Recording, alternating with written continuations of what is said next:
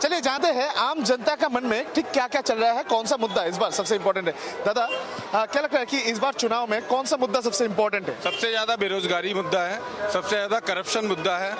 इसलिए लोग मन बना चुके हैं कि बंगाल में परिवर्तन इस बार निश्चित होना है।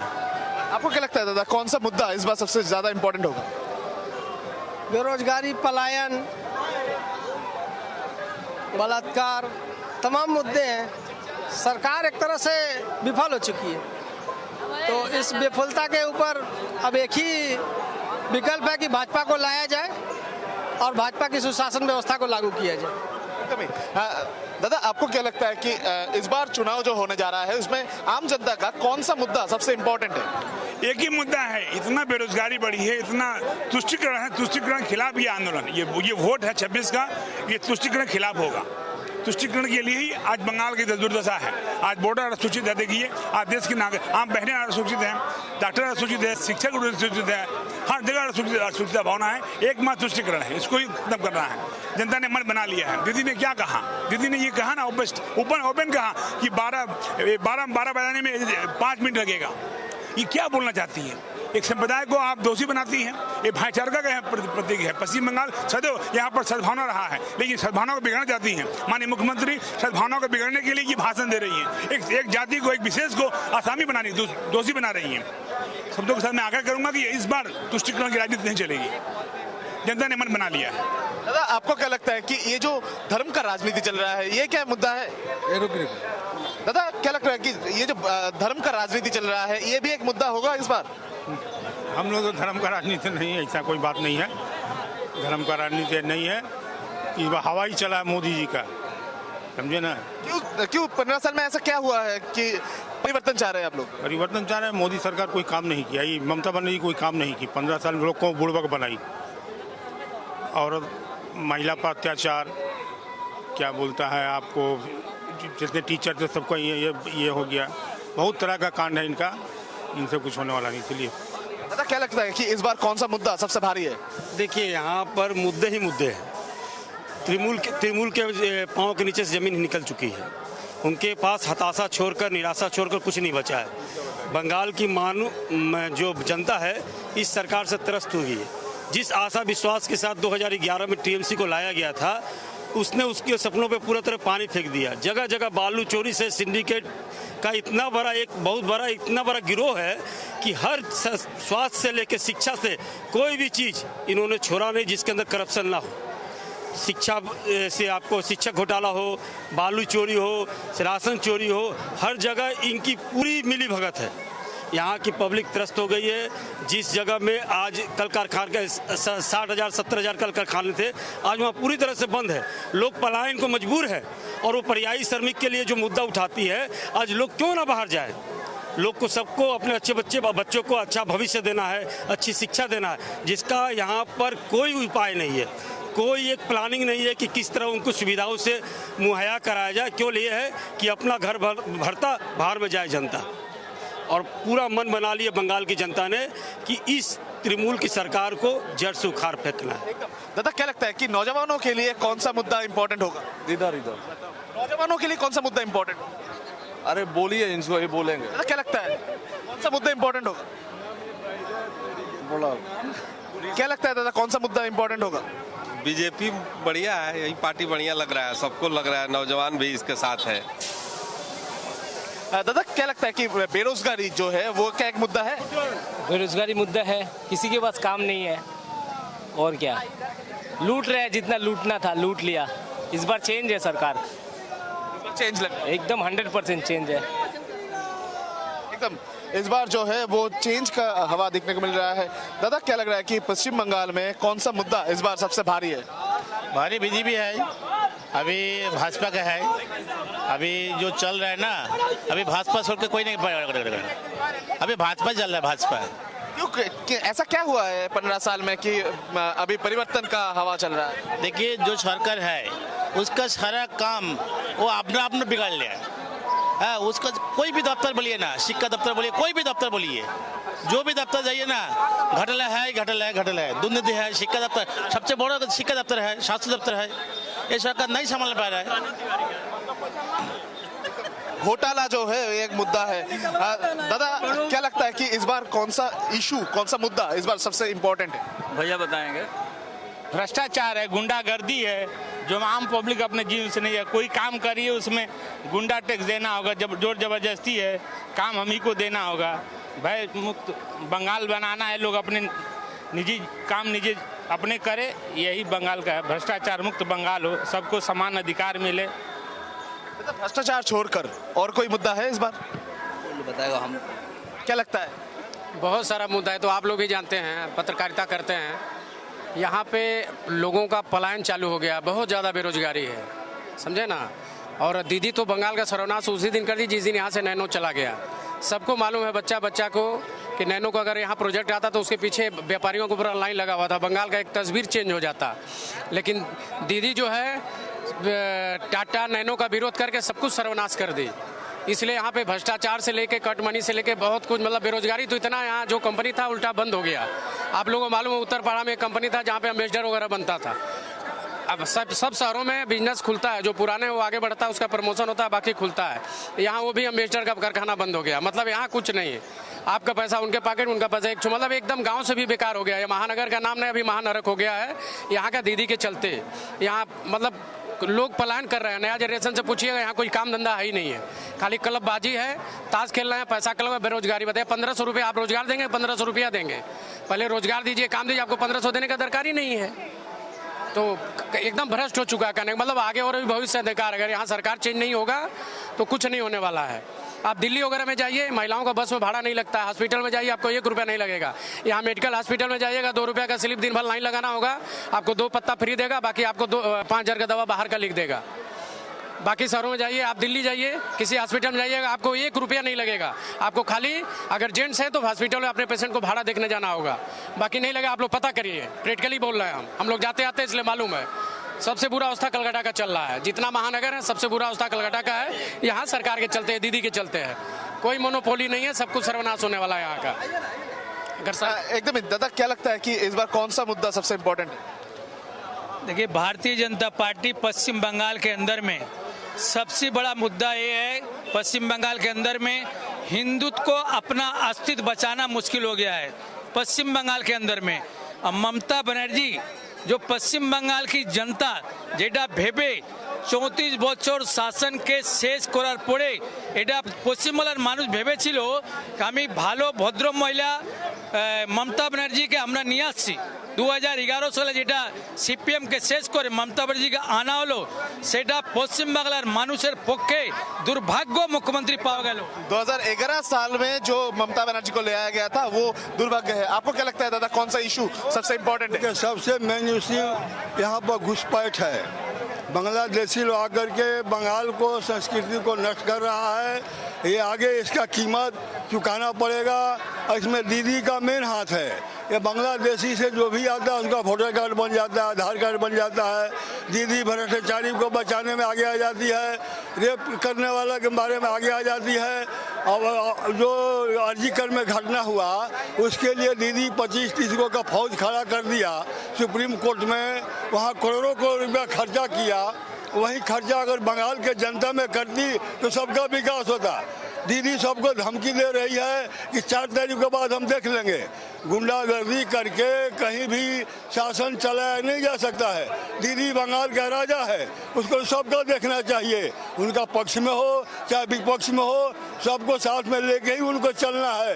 मरो धमकाने का काम करती है, घर घर में गुंडा भेजती है, तुमको हम 4 के बाद देख लेंगे, तुमको 1 कर लेंगे। ये क्या हो रहा है हम लोग का देश में? ये भारत का संस्कृति नहीं है। हम लोग का देश में अतिथि देवो भव, कहीं कोई भी चला जाता है तो आदमी उसका स्वागत करता है। और दीदी के राज में आने पर दीदी धमकी देती है। सिंगूर में टाटा को भगा दिए, वहाँ लाखों लाख आदमी का भोजन का व्यवस्था होता, अभी बोलते हैं बंगाल में उद्योग ले आओ। हम बोलते हैं 15 साल में कितना दीदी कारखाना खुलवा सकी है यहाँ पर। यहाँ आप घर भाड़ा लेने जाइए, वहाँ गुंडा लोग को पैसा दिए, घर बनाइए गुंडा लोग को पैसा दीजिए, फैक्ट्री खोलिए उसमें पैसा दीजिए। ये क्या है? जो पैसा दे के फैक्ट्री खोलेगा वो तो पब्लिक को लूटेगा ही। वो कहाँ से पैसा मेकअप करेगा? यहाँ कटमनी हर एक काम में यहाँ पैसा ही देना पड़ता है। ये क्या है भैया? ये बंगाल दीदी को हम लोग बहुत अच्छा समझता था कि दीदी आया है तो बंगाल का विकास करेगा। बंगाल को तो दीदी विनाश कर दिया। क्या विकास किया कि धमकाने से राज नहीं चलेगा। अगर दीदी अच्छा काम किया रहता तो बंगाल में परिवर्तन का दरकार नहीं होता। मगर दीदी तो कोई अच्छा काम किया नहीं, केवल धमकाया और गुंडा पाल के रखा। आज जो क्लब में रुपया देती है, गुंडा लोग को रुपया देती है, यही रुपया अगर जनता के ऊपर में खर्च करती तो जनता यहाँ पर खुश रहता। दीदी को कोई हटाना नहीं चाहता, मगर दीदी को क्या अपने में मस्त है। आज देखिए ज्योति बसु यहाँ का मुख्यमंत्री थे, वो 3 बार मेडिकल में का ऑपरेशन कराए। अभिषेक बनर्जी विदेश में जाते हैं। मैं आप लोग से पूछना चाहता हूँ, क्या भारत में कोई यहाँ का डॉक्टर नहीं है? विदेश में जाते हैं पैसा जमा करने के लिए, और उनका क्या वास्ता है विदेश से? हम लोग मामूली आदमी बिहार यहाँ पर हम लोग यहाँ इलाज कराएं, अभिषेक बनर्जी का अमेरिका में इलाज कराएं। ये तो बहुत गलत बात है। इनको सबको देखना चाहिए, सबको लेके चलना चाहिए, और उनका धमकी इस बार काम करने वाला नहीं है। इस बार दादा आपको क्या लगता है कि कौन सा मुद्दा इस बार सबसे इम्पोर्टेंट है? नमस्कार। पहले बंगाल की जनता को शुभ नव वर्ष की कामना देता हूँ, नया शुभ वर्ष, बांग्ला नव शुभ वर्ष की। मुझे लगता है कि यहाँ पे बीजेपी को आना ही चाहिए। मैं हर लोगों से बात कर रहा हूँ, मैं प्रोफेशनल हूँ, जा रहा हूँ, लोगों से बात कर रहा हूँ। लोग कह रहे हैं कि बीजेपी चाहिए, लेकिन लोग निकल नहीं रहे। क्यों बीजेपी चाहिए? ये जो बात कह रहे हैं कि ये 15 साल में ऐसा क्या हुआ था कि बीजेपी को चाहिए ऐसा? 15 साल में जो हुआ है आप भी जानते हैं, पूरी जनता जानती है कि इतना जो सेकुलर बन के जो जितना इन्होंने बर्बाद किया बंगाल को, 34 साल में सीपीएम ने बर्बाद नहीं किया था। समझ गए? 34 साल में सीपीएम ने जितना नहीं लूटा बंगाल को, बंगाल की जनता को, उतना ये 15 साल में ऐसा कर दी कि जिसकी हम जवाब नहीं दे पाते। शब्द नहीं है मेरे पास उसको बोलने के लिए कि मीडिया के सामने मैं बोलूं। ऐसा ममता दीदी ने की है, जबकि हम लोग नहीं लाया उनको कि नहीं ये सीपीएम से अच्छा होगी, लेकिन इस सीपीएम से भी बुरा हाल कर दी है। आप जानते हैं, आप पत्रकार हैं, आप जाके देखिए, घर घर में घूमिए, किस तरह का गुंडागर्दी हो रहा है। मैं जा रहा हूँ, लोग कह रहे हैं कि सर हम वोट देंगे आपको, बीजेपी को चाहिए, लेकिन हमें बेरोबो ना। ये क्या है? डर का माहौल जो है वो तैयार हो चुका है बंगाल में, तो यही एक मुद्दा बन सकता है। दादा आपको क्या लगता है कि इस बार चुनाव में कौन सा मुद्दा सबसे भारी है? सबसे बंगाल का सबसे मुद्दा खराब है। जो यहाँ का जो सीएम है वो सबसे खराब, वही सबसे बड़ा मुद्दा है। सबसे बड़ा मुद्दा यहाँ का सीएम भ्रष्ट है। यहाँ का सीएम एकदम बर्बाद कर दिया है नारी शक्ति को। आज इनका जो मंत्री जब फंसता है तो वहाँ छुड़ाने उसको पहुँच जाती हैं, और यहाँ पे आर्टिकल जैसी घटना हो, रेप जैसी घटना होती, वहाँ दीदी नहीं जाती हैं, और इनका मंत्री वहाँ चोरी करके जाता है, उसको छुड़वाने ममता दीदी पहुँच जाती हैं। तो परिवर्तन इसीलिए है कि यहाँ का जो सीएम है वो एकदम बर्बाद बंगाल को कर रहा है, इसीलिए परिवर्तन यहाँ पर एकदम सीएम के ऊपर जो गुस्सा वो दिखने को मिल रहा है। महिलाओं के साथ ही बात करेंगे। मैडम, पश्चिम बंगाल में महिलाओं का मुद्दा कौन सा है? मुझे मुद्दा ये है, मुझे बीजेपी लाना है, क्योंकि जो जस्टिस आरजी कल के लिए जो हुआ था वो टीएमसी का लोग नहीं दे पाए, ममता बनर्जी कुछ नहीं कर पाए उसके लिए, इसलिए वो बीजेपी के पास गए थे, तभी उन्हें सीट मिला था। तो उसकी महिला सुरक्षा है इस बार एक मुद्दा। मैं बीजेपी के लिए अगर मैं चाहती हूँ तही दिल से कि इस बार बीजेपी ही आए। 15 साल में क्या हुआ है? क्योंकि देखिए पश्चिम बंगाल में महिला मुख्यमंत्री है, महिला मुख्यमंत्री होने के बावजूद भी आप लोग बोल रहे हैं कि बीजेपी चाहिए। क्यों? हाँ, मुझे बीजेपी चाहिए, क्योंकि उनको पसंद नहीं है। क्योंकि यहाँ पे कोई भी थाना में जाओ, कुछ भी जाओ, यहाँ पे सिर्फ गुंडा राज चल रहा है, सिर्फ टीएमसी का चलता है और कुछ नहीं चलता है। आम पब्लिक का तो सुनता ही नहीं है कोई, इसलिए हमको बीजेपी बहुत पसंद है, और खास करके मोदी जी, इसलिए मैं बीजेपी में हूँ। देखिए दादा, क्या लगता है कि इस बार कौन सा इशू सबसे इम्पोर्टेंट है? क्या ये जो गुंडागर्दी चल रहा है ये भी एक मुद्दा बनेगा? গুন্ডাগার্দি, নারী নির্যাতন, অবকাণ্ড, এগুলো তো এফেক্ট করেই মানুষের মনে। गुंडा राज जो चल रहा है उसके ऊपर ही लोग बात कर रहे हैं। दादा, ये जो गुंडा राज चल रहा है, क्या ये एक मुद्दा बनेगा इस बार? ये तो सबसे बड़ा मुद्दा है। आज देखिए चुनाव आयोग के इतना प्रयास के बाद भी जिस तरह बीजेपी के फ्लैक्स को, होर्डिंग को फाड़ा जा रहा है, अब शब्द भाषाओं का प्रयोग किया जा रहा है, बैनर लग रहा है, वहाँ देखिए बलि का पाठा, ये शुभेंदु दा को जो संबोधित करके किया जा रहा है, ये मतलब ये आचरण जो है 3rd ग्रेड का, निचले स्तर का है। ये बंगाल की संस्कृति नहीं है। बंगाल के लोग भद्र होते हैं, उनकी सभ्यता होती है। ये लोग बंगाल के माहौल को, बंगाल की व्यवस्था को खराब किए जा रहे हैं, और दिन पर दिन बंगाल के जो एक उनका क्रेज है उसको धरातल की तरफ लिए जा रहे हैं। ये सबसे बड़ा मुद्दा है। एकदम ही देखिए, महिलाओं के साथ भी मैं एक बार बात करूंगा। मैडम, आप लोग तो पश्चिम बंगाल के महिला है, तो महिला सुरक्षा का इस बार एक मुद्दा है। महिला हम तो हिंदी बात नहीं बोलते, बांग्ला में बोल सके। महिला सुरक्षा एक इशू होगा। हाँ हाँ हाँ, एकदम एक इशू होगा। आपको क्या लगता है मैडम, महिला सुरक्षा एक इशू है? सब बुझी ना।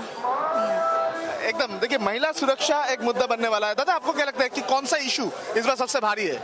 देखिए, सबसे बड़ा इशू तो यहाँ पर बेरोजगारी है, दूसरा है चोरी है, बहुत सारा चीज़ें जो आप लोगों को पता, हम लोगों को भी पता है। नमस्कार। और दूसरी चीज़ है महिला इशू तो है ही, जैसे अभया, एक डॉक्टर, वो लड़की, उसको जिस तरह से मैंने क्या बोल रहा है, रेप करके मारा गया, उसको इतना तकलीफ दिया गया, ये तो बहुत बड़े इशू तो है ही मालिक। महिला सुरक्षा एक बड़ा मुद्दा है। दादा, आपको क्या लगता है कौन सा मुद्दा और भारी है? देखिए, एक तो बात बोलना चाह रहा है, जो ये लोग का जो दुर्नीति है, जो देख के मालूम हो जा रहा है, पूरा भारतवासी मैंने मालूम हो रहा है उन लोग को जो कितना दुर्नीति किया है। रास्ता घाट से शुरू करके, चावल से शुरू करके, बालू से शुरू करके, गाय से शुरू करके, सब कुछ में है। एक तो चीज़ देखिए, हम लोग को नौकरी नहीं दे रहा है, लेकिन 13,000 रुपया करके भाता दे रहा है। जो भीख मांग के खाओ, तो उससे तो अच्छा हम सरकार को बोलेंगे, रूमाल पात के हम बाजार में बैठेंगे तो 2-4 रुपया करके जो देगा तो मेरा पीछे में लगा हुआ रहेगा जो ये भीख मांगा है। लेकिन हम सरकार से 13,000 रुपया करके लेके क्या फ़ायदा? हमको नौकरी चाहिए। हम जब शादी करने जाएगा, पकड़ लीजिए, मेरा तो शादी हो गया, लेकिन कोई लड़का शादी करने जाएगा तो वो 13,000 रुपया महीना में मिलेगा उसको, तो वो क्या लड़की मिलेगा उसको? मैडम, ये जो महिला सुरक्षा, ये क्या पश्चिम बंगाल का एक मुद्दा है इस बार? हाँ, तो पहले ही बोल दिए थे मोदी जी, तो पहले ही बोल दिए थे जो 33% महिला संरक्षण के लिए होगा, तो अभी तो लागू कर देगा, होगा ही होगा। पश्चिम बंगाल का महिला लोग, मुख्यमंत्री भी तो महिला है, तो महिला लोग महिला मुख्यमंत्री के ऊपर गुस्सा क्यों है? देखिए, गुस्सा उसके ऊपर नहीं है, होता है ना आदमी का नियत के लिए वो उस गुस्सा होता है, तो उसका नियत अब बिगड़ गया है। जब आए थे उसका नियत ठीक थे, वो देश के लिए कुछ करना चाहते थे, बंगाल के लिए कुछ करना चाहते हैं, लेकिन वो पैसा और इतना देख के ना वो घबरा गया है। जो बोले थे वो तो भूल बोले थे, अब तो मिल गया है सब कुछ, मेरा ही सब कुछ है, तो हम जो करना है हम कर लेंगे, कोई कुछ बिगड़ नहीं पाएगा, इसीलिए गुस्सा है। नहीं तो उसके लिए उसके ऊपर गुस्सा नहीं है, उसका नियत जो सोच वो गलत है, उसका काम, उसका चोट चिटिंगबाजी जो कर रहा है उसका ऊपर हम लोग बोल रहे हैं। जो वो ममता बनर्जी पहले का ममता बनर्जी नहीं है। 11 साल जब 1911 साल जब आए थे, वो जो ममता बनर्जी थे अभी वो नहीं है, तो बार बार ही तो हम लोग बोल रहे हैं, तो उसका नियत बिगड़ गया। पश्चिम बंगाल के महिला कह रहे हैं कि महिला मुख्यमंत्री का नियत खराब हो गया, मगर पश्चिम बंगाल में और एक चीज चलता है, धर्म का राजनीति, हिंदू मुस्लिम। मैं एक बार बात करूंगा सर, आपको क्या लगता है कि पश्चिम बंगाल में ये जो हिंदू मुस्लिम ये जो राजनीति चलता है, संख्या लघु संख्या गुरु का राजनीति, ये क्या सही है? ये टीएमसी करवा रही है हिंदू मुस्लिम का राजनीति, ये अलग करवा रही है। आप देखिए, फिराद हकीम के जो दामाद हैं वो बाबरी मस्जिद बना रहे हैं, वो उन्हीं के लोग, वो तो अलग कर रहे हैं। ये हिंदू को अलग कर रहे हैं, ये मुसलमान को अलग कर रहे हैं, ये वोट का राजनीति कर रहे हैं, ये तोड़ने का काम कर रहे हैं। अब देखिए, हमारे जो मोदी जी हैं वो जोड़ने का काम कर रहे हैं, कितना अच्छा काम कर रहे हैं। ये बंगाल में यहाँ बेरोजगारी, यहाँ महिला हमारी सेफ नहीं है, माँ बहन सेफ नहीं है, स्कूल जाने में डर लगता है, सुरक्षित नहीं है, सेफ नहीं है। यहाँ देखिए, दिन दहाड़े बलात्कार, रेप, मर्डर हो रहा, हर 6 महीने कुछ न कुछ घटना घट रहा, रोजगार ही नहीं है। पाड़ा पाड़ा में टीएमसी का गुंडा लोग बना हुआ, जाके जहाँ हमारे हिंदू भाई कारोबार कर रहे हैं वहाँ गुंडा टैक्स ले रहे हैं। ये पूरा जंगल राज चल रहा है, यहाँ कोई परिवर्तन नहीं, कोई विकास नहीं। लगता है कि इस बार कौन सा मुद्दा सबसे इंपॉर्टेंट होगा? क्या ये हिंदू मुस्लिम का मुद्दा इंपॉर्टेंट होगा? देखिए, आदमी चाह रहा है कि मतलब कि विकास आए, परिवर्तन आए, कि बंगाल के अंदर में अभी तक कोई परिवर्तन विकास नहीं हुआ। जहां जहां भारतीय जनता पार्टी की सरकार है 22 राज्य में, वहां देखिए कितना परिवर्तन हो रहा है, कितना विकास हो रहा है। ये सिर्फ डराने का काम करती है। कभी बोलती है कि बीजेपी आएगा तो मांस मच्छी बंद कर देगा। अरे भैया, 22 राज्य में राज चल रहा है बीजेपी का, कहाँ कहाँ बंद कर दिया है? क्या वहाँ मुसलमान नहीं है? वहाँ तो मुसलमान है। खाली मुसलमान को बोलेगी कि ये आएगा देश में, ये सब गलत बात है, खाली भड़काती है आदमी। एकदम मांस मछली का बात उठा तो मैं आपके पास भी आऊंगा। दादा, क्या लगता है कि भाजपा सरकार अगर आएगा तो मांस मछली बंद हो जाएगा पश्चिम बंगाल में? देखिए, भारतीय जनता पार्टी का जब 2 सांसद था तब हम लोग नहीं डरे, तो इसकी उस्कानी मूलक बातों से अब डरेंगे? एकदम। देखिए दादा, आपको क्या लगता है कि इस बार पश्चिम बंगाल में क्या मांस मछली बंद हो सकता है? बंद हो सकता है। बीजेपी सरकार आएगा तो बंद हो सकता है। बंद हो सकता है। अवैध है वो बंद होगा। वैध जो अवैध है वो बंद हो जाएगा। जो है हाँ, बंद हो जाएगा। दादा, क्या लगता है कि बेरोजगारी पश्चिम बंगाल का मुद्दा है? क्यों नहीं है, बहुत बड़ा मुद्दा है। बेरोजगारी तो सबसे बड़ा मुद्दा है आज के डेट में, इसीलिए तो उन लोगों ने 1500 का भाता चालू किया है। बेरोजगारी ये सबसे बड़ा मुद्दा है, 1500 भाता है। आज के डेट में कहाँ यहाँ इंडस्ट्री है? जो है वो सब चला जा रहा है, रुका कहाँ है? कोई नया इंडस्ट्री आप देखें जो ये आया है? कोई नहीं है, सब जा रहा है। जब तक हमारे यहाँ पर बीजेपी की सरकार, डबल इंजन की सरकार नहीं आएगी, तब तक कोई इंडस्ट्री नहीं आने वाली। 15 साल में हमने देखा है ममता दीदी को सिर्फ एक ही समुदाय के लोगों को सपोर्ट करते हुए। हम लोग इस बार बंगाल में योगी जैसा मॉडल सरकार चाहते हैं, जहां प्रशासन का दबदबा हो। योगी मॉडल मतलब बुलडोजर मॉडल? बुलडोजर मॉडल, क्योंकि जैसा क्राइम हम लोग के बंगाल में हो रहा है, रेप हो रहा है, मर्डर हो रहा है, उसके लिए बुलडोजर ही सही रहेगा। क्योंकि इस हुआ है 15 साल में हुआ है चाल चोरी। आप संदेश खाली की अवस्था देख लीजिए, संदेश खाली जैसा अवस्था देख लीजिए, क्या स्थिति। आरजी कर देखिए, जादवपुर यूनिवर्सिटी का अवस्था देखिए। एक राज्य सरकार में एक महिला मुख्यमंत्री के होते हुए यहाँ पे महिला सुरक्षित नहीं है। मुख्यमंत्री जी कहती हैं कि 8 बजे के बाद आप घर से बाहर नहीं निकल सकते हैं। तो सोच लिया हमारा पश्चिम बंगाल का कहाँ से कहाँ की ओर आ गया। एक समय में ये हमारे बंगाल सोना का चिड़िया हुआ करता था, जो आज हम लोग संदेश खाली आरजी कर जैसा मुद्दा पर भी आप देख रहे हैं, पानी हट्टी से जो आरजी कर आवाया का माँ खड़ी हुई है, वहाँ पे टीएमसी के कार्यकर्ता लोग उन पे हमला कर रहे हैं, उनके घर को सील कर दिया जा रहा है, उनको प्रचार नहीं करने दिया जा रहा है। क्या स्थिति आ चुका है। सिर्फ एक कौम को बचाने के चक्कर में ममता बनर्जी जी बंगाल का तहस नहस करके रख दिए हैं। पश्चिम बंगाल में गुंडा राज चल रहा है और पश्चिम बंगाल का ये जो नौजवान, इनके तरफ से कहा जा रहा है ये गुंडा राज से ही छुटकारा चाहिए, जोगी मॉडल चाहिए, यानी बुलडोजर एक्शन पश्चिम बंगाल में भी होना चाहिए, ऐसा नौजवानों की तरफ से कहा जा रहा है। यानी पश्चिम बंगाल में जिस तरीके से बेरोजगारी मुद्दा है, महिला